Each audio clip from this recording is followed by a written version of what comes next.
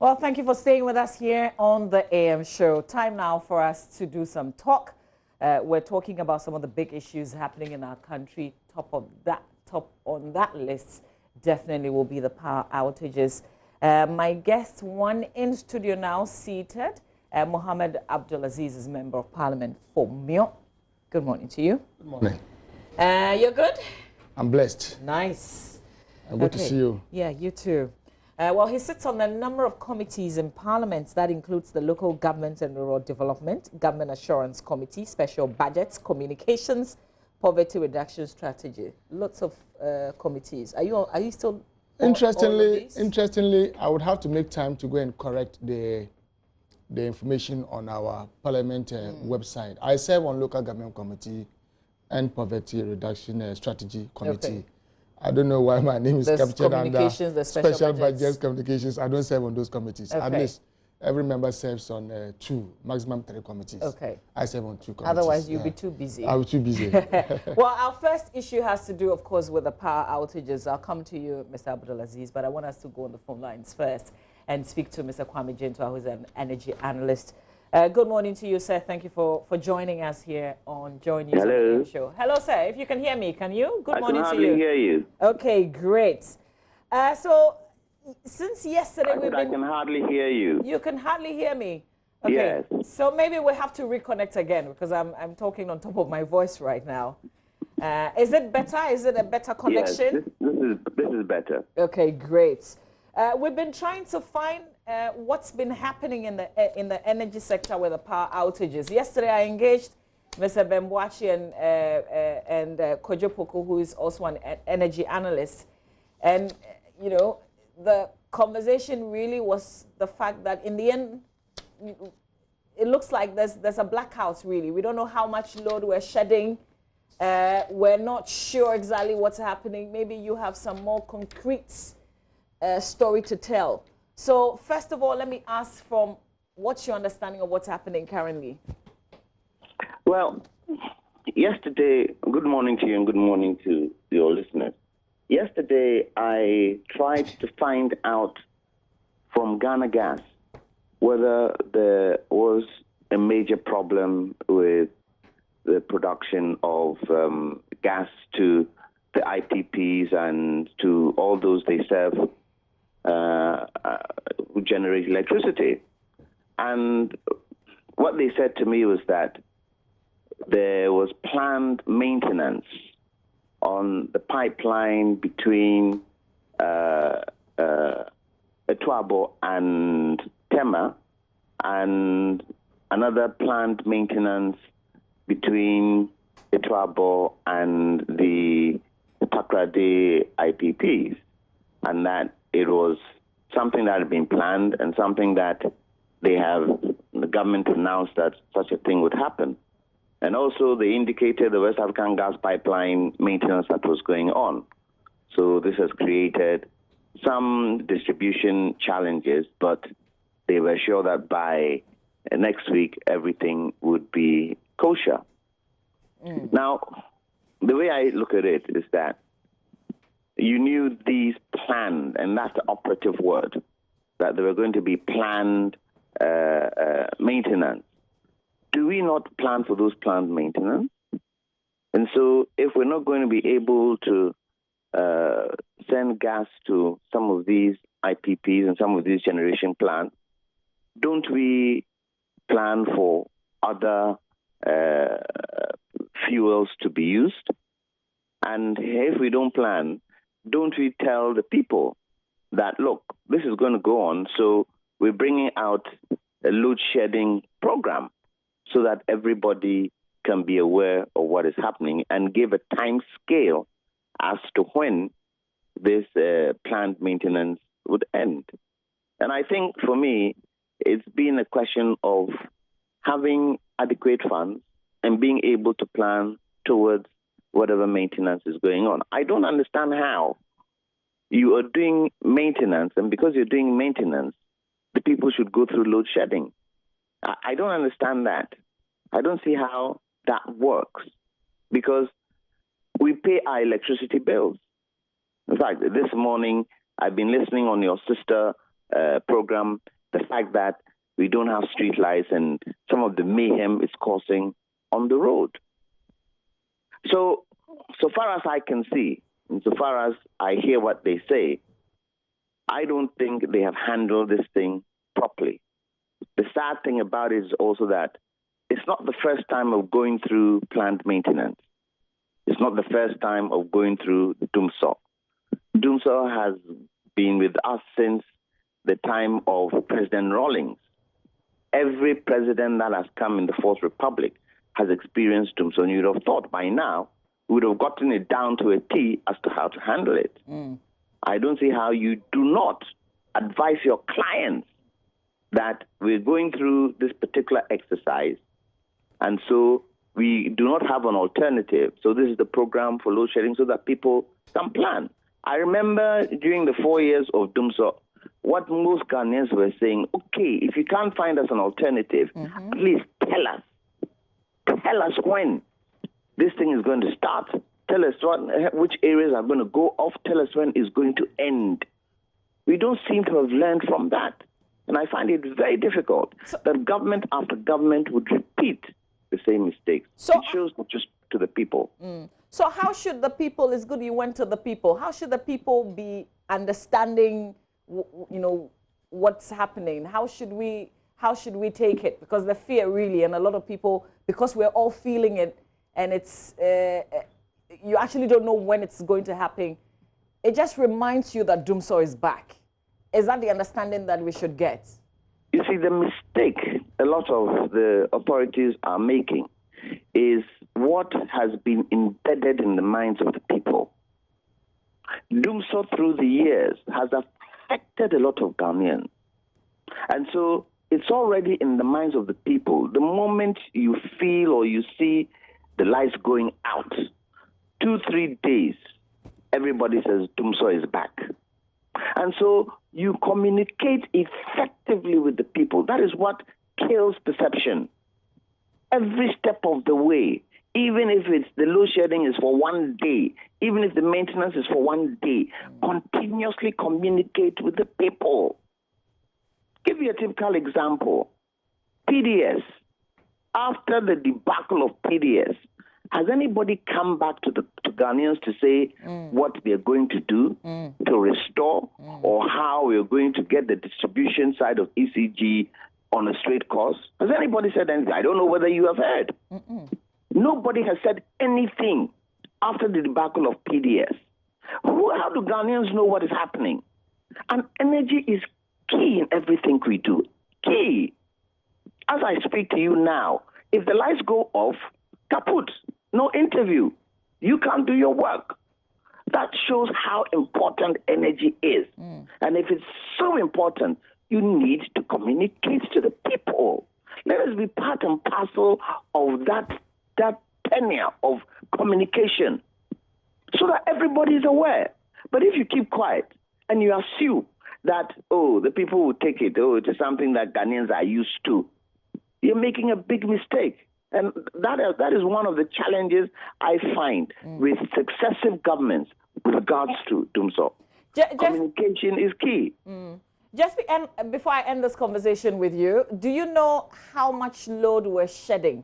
Are we still blank on exactly what's coming in, what we're generating today? At the present moment, I do not know what available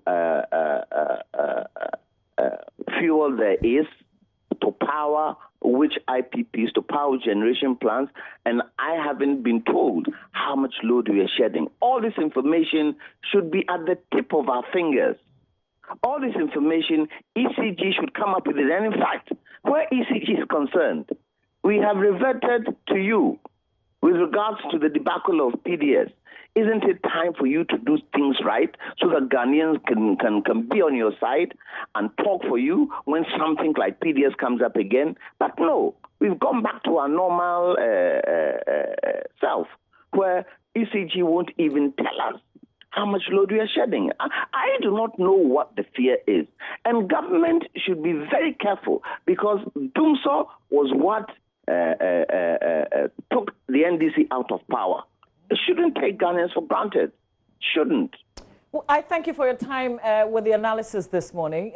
Grateful, Mr. Kwame Janto-Isaac, an energy analyst. Also joining us via phone before we come to the studio is the Executive Director of the Kumasi Institute of Technology and Environment. He also chairs the Technical Committee of the Public Utilities Regulatory Commission. Mr. Ishmael Ajekum-Hene, it's good to speak to you. Good morning. Thank you for your time. Good morning.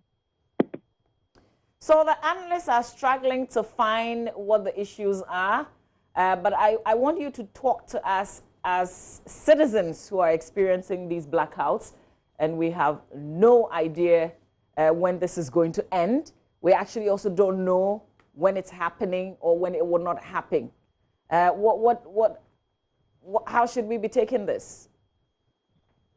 Well, as a consumer of electricity, it is never fair for anybody to be in a situation where you don't know when the power is going to be off and when it's going to come back on. That is not acceptable under any circumstances. So, first and foremost, the lack of communication from the side of the utilities to the consumers is never the best.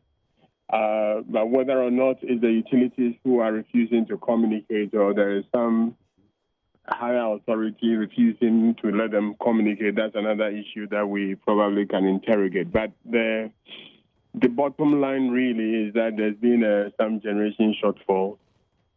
And the thing is, when they announced to us in late January that they were going to do the pigging, I think it should have sent us enough signal that there could be some interruptions in the power supply situation. But instead of probably telling us upfront that, look, because we're taking down several of the gas-fired plants, there could be the possibility that some load will be shared. Nobody added that to the announcement, and they were made to understand that the deficit that is going to be created as a result of the gas-fired plants going up will be fixed through other sources.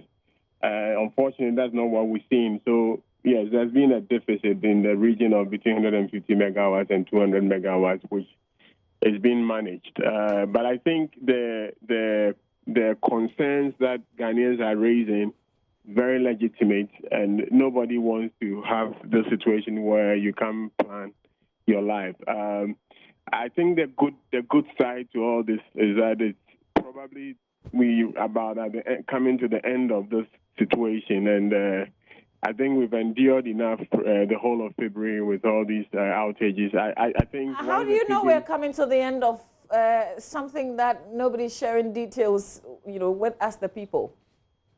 Well, I don't know how the details you're talking about, but I've heard the Deputy Minister of Energy telling everybody that the planned maintenance of the pipelines is done. By the end of this week, it will be done. The truth of the matter is that it's gas supply that is creating the problem. It's not that we don't have the gas from the upstream, but it's a transmission network that needed to be maintained. If the pigging exercise is done, and that was the timeline given to us in January the 27th, then the problem should be resolving, because then there will be sufficient gas from the western corridor flowing even to the eastern corridor to be able to power the plants that run on gas. So I think that we are coming to the end of the challenges that they told us, and come next week, if this thing is still happening, then somebody needs to tell us the full story. But where I sit and from what I've found out, the pigging exercise which created this whole problem should be done this week, and the gas should start flowing. Let me now talk to you as chairman of the technical committee of the PRC. I mean, everybody's been complaining. The PRC has been quiet. And I'm not talking to you as a spokesperson of the PRC, but just asking, what should the PRC be doing at this time? Okay, so Mamavi, you are right. I'm not supposed to speak for the PRC, not even for the commission. But as regulators, it's our responsibility to at least get the full facts and then let the people know. But that information can only come from GridCo. I haven't checked with the Secretariat whether we've been briefed on the most current, most recent situation. We're going to have a meeting tomorrow. But yeah, as regulators, we should be able to get the utilities to communicate to the citizenry, telling them exactly what is going on and what they should be expecting. When you talk to ECG will tell you that, they can't do any load shedding schedule unless they are told how much load they should be shedding. Meanwhile, that is not also consistent. Sometimes it's as little as maybe 20 megawatts, sometimes 50 megawatts. Other times it's 150. So you wouldn't be able to plan with that kind of information, and you wouldn't be able to tell people. And I'm sure it's going to be worse if you are told that you're going to have light and then you end up not having light. So from the distribution side, they have very little. They can do very little unless they are told the exact quantum of load they should be shedding. So I think that the PRC. I heard the PRO, or the director in charge of regional operations, talking about the fact that some people who reported that their appliances have been damaged should be able to report to the PRC. But on the broader picture, the PRC should get the utilities to be able to give us the details. What we are hearing is that towards the end of this week, this problem should be resolved. But going forward, we shouldn't keep people in the dark, and that information flow should. You see, as a commission, we don't run the secretariat. We go in as and when we have a meeting, and this thing happened. Our next meeting is going to be on, I think, tomorrow. And I hope that you bring that issue strongly when you meet. Yes, okay. Yes. We always raise that, and even when we are not meeting, we talk. So sometimes we all don't know what's going on until we go ask the secretariat, and that's not right. That we wait until people are asking questions before they are told exactly what the problems are. Thank you for your time this morning, Mr. Ishmael Ajekum-Hene is Executive Director of KITES, also Chairman of the Technical Committee of the Public Utilities Regulatory Commission. Let's come back into the studio. Also joining the conversation in studio is Mr. Henry Kwabena Kokofo, who is former member of Bantama. He's a member of the NPP communications team and also a legal practitioner who is not contesting the Bantama seat. You're not part of those who are contesting? Yes, I'm not part. Okay. Why? But why should I? Why should I be contested? Okay. That's anyway, let me say good morning. Yeah, sure. Good morning. Ms. Abdul Aziz, you've been listening from the very beginning on this power situation. How is it affecting you personally? Good morning to you. Good morning to Honorable. Good morning to our viewers, especially my constituents. Very disturbing situation in our homes. Are you affected? I am. For a couple of days, I've had my power off. We, those who are unable to afford generator sets, you are compelled to sleep in darkness. Many of your constituents experience that. So exactly. Some even don't even have. You're representing us, so you should experience what we experience. Some don't even have access to electricity. I have about 200 or so communities that are not connected to the national grid, and so when you have some of these issues, then you can feel what others go through throughout their lifetime. But to speak about the general issue of the energy crisis, what we need to admit is that, you see, the previous Dumsor that we had that our colleagues from the NPP made a lot of noise about largely was from two angles. We're talking about issues of capacity and also fuel. And President Mahama and the NDC faced the issues frontally. I remember when we came to power in 2009, our generation capacity was something less than 2,000 megawatts. Before President Mahama and the NDC led power in 2016, we had moved it from a little under 2,000 to over 4,000 megawatts. There was also the issue of fuel. And so President Mills, President Mahama, the Atuabo gas project, and many other, the ENI gas project, were things that we supervised just to be able to have a regular supply of gas and not depend only on gas supply from Nigeria. And so we faced the issues frontally. We admitted there was Dumsor. There was a timetable that was released, and we did what we could do. And remember, you make it sound like it was so smooth. No, I told you that there was Dumsor. Dumsor cannot be smooth. But I'm telling you some of the things that we did. And then you mentioned the timetable. Yes, I mean, it was a timetable. You knew when your life was going to go off. Eventually. And emergency power plants, Ameri, Car Power, and many other emergency power plants were brought into this country. Our colleagues from the other side wouldn't take any excuse, even though there was a very clear indication that President Mahama and the NDC were committed to resolving the issue. And mind you, Dumsor was not the creation of President Mahama or President Mills. So it's been something that, even under President Rawlings, since the inception of the Fourth Republic, every president have had his or her share of Dumsor, including President Kufuor. And so I'm telling you what we did as a party and as a government to commit ourselves to resolving the issues of Dumsor. Even the ESLA that our colleagues refer to as a nuisance tax, ESLA was to recalibrate and have a comprehensive tax handle that could deal with the legacy debts. And before we left power, we had paid about some $200 million in respect of the legacy debt. So there was a comprehensive plan by President Mahama and the NDC to deal with the issue. And thank God before we left power, we had resolved that issue somewhere in March 2016. I remember when the then vice, running mate to Nana Akufo-Addo, even in your studios, said that President Mahama didn't deserve any credit for resolving Dumsor. After all, in his estimation, President Mahama plunged us into Dumsor.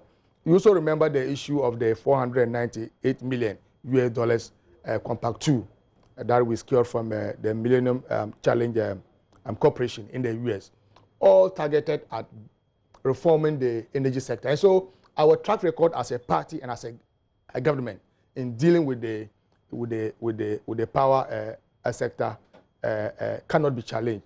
Today, what our colleagues should do and what the ministry should do, what President Akufo-Addo should do, is to accept that we have Dumsor. Now they say what they have is regular maintenance. Ours was Dumsor. The fact is that once you have power outages that lasts for some time, for some considerable time, you need to admit that. That's what we call in our local parlance as Dumsor. They should admit to it. But you know why they cannot admit to it? Because of their immediate past actions and words. They are unable to admit that what we are going through is Dumsor. But the challenge I have with them is that they have no reason whatsoever to subject us to what we are going through today. After all, capacity is no more an issue. In Ghana today, our peak time demand is about 2,700, 2,900. You have an installed capacity of about 4,000 or more. You have no issue with a capacity. President Mahama left behind a very considerable amount of generation capacity. You have no excuse. We have gas from Atuabu. We didn't have that one under President Mahama. We have gas. You said in Parliament. Now, let me just make this final point. Now, we are being told that they are doing what they call a pigging on our gas pipelines, cleaning the pipelines. Why?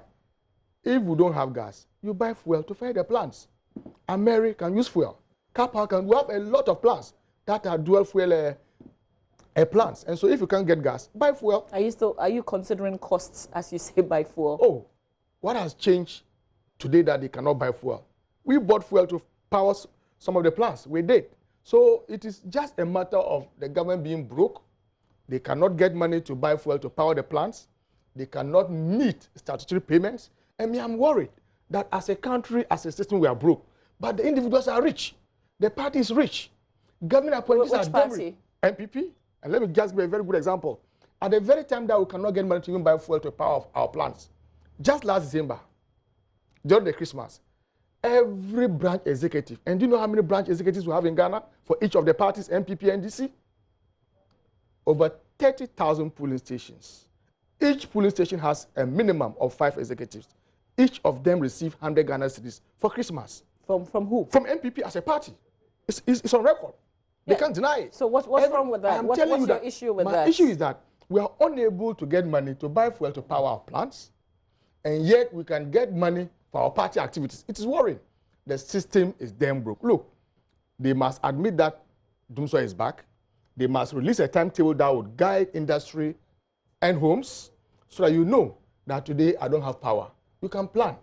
Can you imagine a family of 4 or 5, in a very challenging economy like we are going through, who will go and do their soup or some stew that can last them for a week, only to come back from work and they are all gone bad.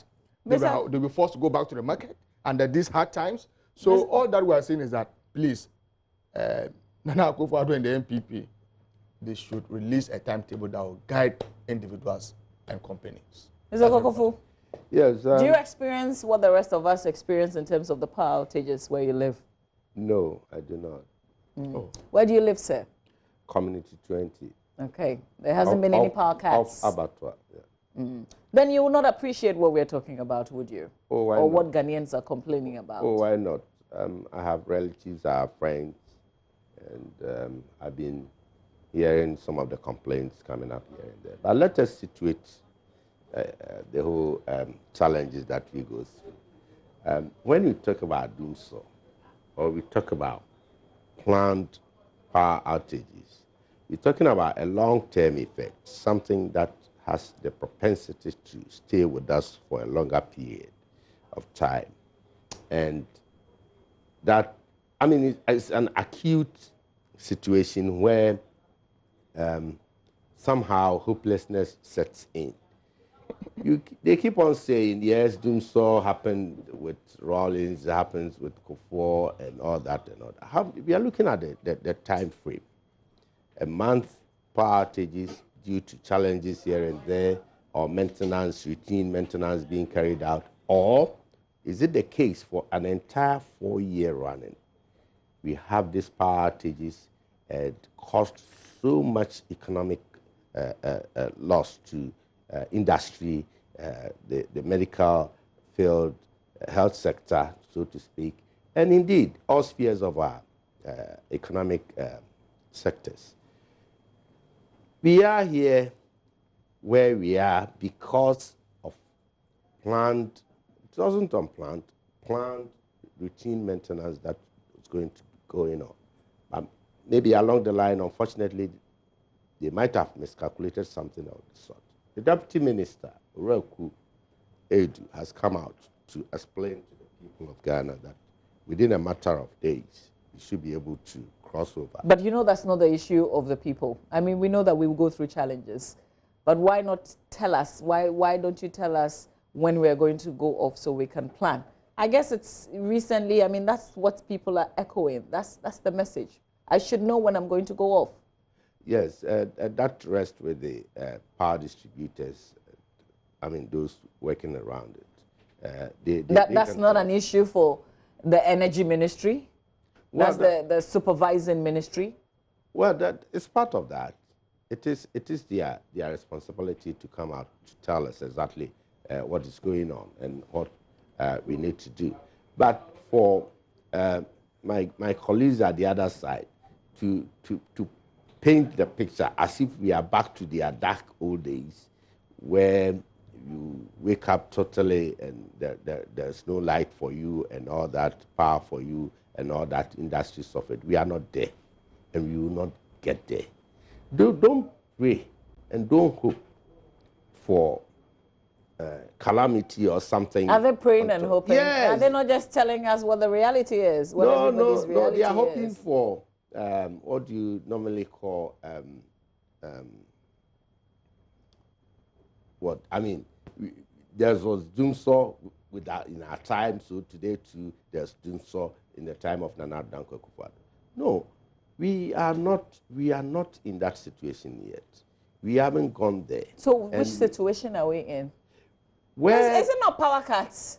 Where there are routine maintenance, and indeed, in all industry, in all spheres, if you have your vehicle, your car, there will be a time you need to take it to. Yeah, but you plan and make alternative arrangements, don't you? And you have your car, you have a planned routine maintenance taken. Mm-hmm. And what's your plan B? What's your alternative? And don't forget, your car may decide to break in the middle of the street when maybe you've done maintenance and all that. Machines are machines, and as you go on, you are bound to face some of these obstacles. If you listen to the expert, I mean, he's from PRC. Yes, the chairman of the technical committee. If you listen to him carefully, he was able to tell us that his search has revealed that within some few days, we are going to get out of this. And again, the Dumsor that we experienced under NDC President, former President Mahama, cut across the entire nation. Now we are experiencing these challenges at some part of the nation, not the entirety of the nation. I mean, it has not engulfed the entire nation as they want us to believe.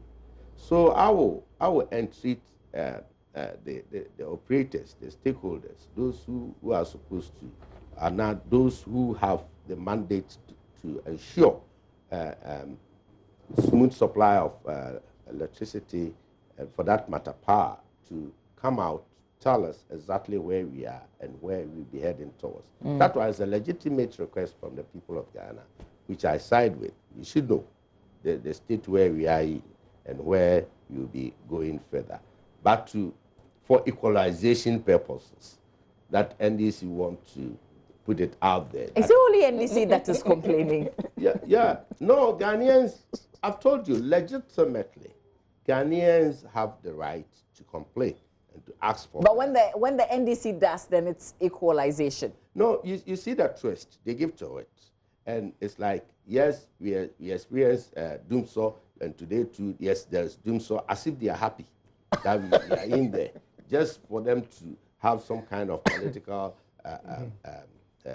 leverage. But is it factual? It is not a fact that we are in Dumsor as we want to know. I've told you, it is about the time span. It is about the intensity. So what's the time span? Okay, so how long should it be before you can call it Dumsor?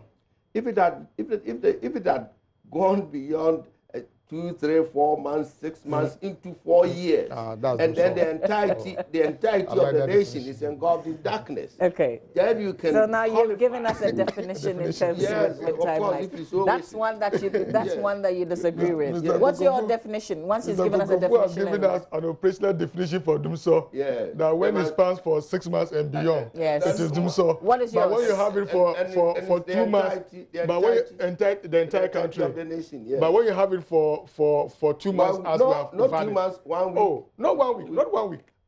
This issue has been with us for more than 7 weeks now. I'm telling you. No, please. Listeners will know better. Let us be fair with ourselves. Listeners will know better. Let us be fair with ourselves. You see, it has never. I'm happy that today we have a definition coming from Mr. Kokofu, who is a member of the NPP and a member of their communications team, that when you have power outages, that will last for 2 months or so. It's not Dumsor. It is only when it goes beyond 6 months.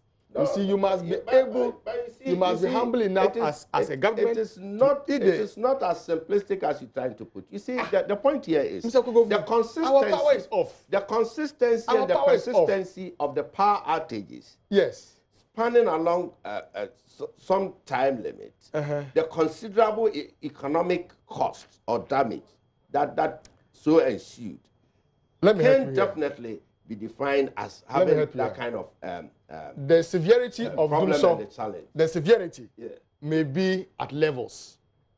Something that will last for 2 months, obviously, is not same as what will last for a year or two. But the fact is that we have Dumsor. When you have consistent, irregular power outages, that's what we refer to as Dumsor. That's what we are going through now. All that we're saying is that we don't have persistent regular power outages. We don't have. I've told you. We do not have. You say where you don't are feel living, it. you have. You say you don't experience it. That is okay. But when you see, we are trying to compare because you brought it on. We are trying to compare the era of Mahama and Dumsor and what we are in today. During Mr. Mahama's presidency, you were experiencing it too, right? Yes. Okay. And that was Dumsor. And that was Dumsor. Perfectly. And yours is what? Okay. Yours is what? I want us to. It's a few challenges. It's a few challenges. Yeah, and I was Dumsor. Wow. I like that. The listeners, our viewers are watching you. Yes, of course. We are speaking to reasonable minds. Yeah. We are speaking to people who experience what you don't experience. I'm sure even if your power goes off, you can put your plant on. Oh, but you see, the fact is that under President Mahama, what accounted for it that you cannot challenge, and no one can challenge the fact that we had issues with generation capacity, we had issues with fuel. Today, you have a 12 gas line, project. Yes. You have E&I gas. Yes. You have more than what we need as a country. Yes. So, even the so president back to himself, the fact that we shouldn't be going through what we are going through. even you have no justification whatsoever. And you know, To plunge this country and into you know, that we all have done. this infrastructure may be there, but the operational aspect of it is also an issue. Don't you know? The reason can and be, don't you know? and don't Mr. you know? Kofu, what we are failing to understand is that Yes. the act itself has been established. The reason why the act is taking place is another thing. Yes. Exactly. So admit that we have Dumsor, but give us the reasons. Resume maintenance. So that's the reason for the Dumsor. Yes, of course. So you've now admitted that we have Dumsor. Please. You see, you see. I want us to before we close the conversation. Mr. Kokofu, please land for me, and then we move. You see, what you are failing to understand is that the intensity, the consistency of the power outages is not the same. It's not the same. Okay. Nationwide. So that's your measuring tool. Yes, that's my measuring tool. You are talking of severity. Yes, severity as well. But we have Dumsor. But the severity is not the same. You see, when you have economic cost, so much so to the extent that industry suffers, the health sector suffers, commerce suffers. Today you think industry doesn't suffer because of the Dumsor? You think so? The intensity is severity. It's minute compared to the era of 4 years continuous. So you've admitted that you have Dumsor today? 4 years continuous. You have admitted that you have Dumsor today. But the severity is not same. Is that what you're saying? Let's get the authorities to get to work to serve Mother Ghana better. But the authorities and the President Mahama, were they serving Togolese? They were serving Ghanaians equally. Yeah, but... And when you say NDC are complaining, are we Togolese? No. Or we're from it is from not Zanzibar. about complaining. You can Are you complain. from Zanzibar? We're equally Ghanaians. You can complain. So when you Everybody say can NDC, complain. you see? But I think we appreciate where the two of you stand right now. I think we need to move beyond this MPP NDC. Can we ever do that? Of course. Can we ever Are do we that? Burkina Faso? Can we ever Are we do Burkina that? Faso? I don't think we can ever stop Are we politicizing Burkina Faso? issues. NDC? We can ever stop equalizing. Don't we pay taxes? Don't we pay taxes to you? Let me listen. So I want us to move on from this issue, because it would definitely be what happened in our era, what's happening now, what I make of it, my definition of what's happening, and your definition as well. But I'm not sure we can reach a consensus on this. He's a gentleman. Is to admit that, yes, we have Dumsor, but it has not lasted for 4 years or 3 years. That one I agree. And that it is impacting on homes, it is impacting on industry, it is impacting on health institutions, just as it did under President Mahama. No, but that is where you get it wrong. But of course, that is not, where you not get 3 it years, wrong. not 2 years. That one I admit. That is where you get it wrong. When it's about them, when it's about them, a walkout by Chairman Sir and their minority was right. A walkout by by Haruna Idrisu and the minority today is wrong. What makes you Ghanaians, when I say the MPP, think that you are of a better, of a superior class than us? When there's Dumsor under us. When there's power outages under us, it is Dumsor and it is bad. When it is under you, no Dumsor. Please. I can understand that logic. Superiority of class? So let's talk about. Admit that we have Dumsor under you. Issues. We are dealing with the issues. Before we close this conversation, let's bring in one more issue. President Mahama is wrong. A wrong under you is justified. What kind of wrong? Who said that? Who is justifying any wrong? I just told you that the man doesn't even want to admit that they have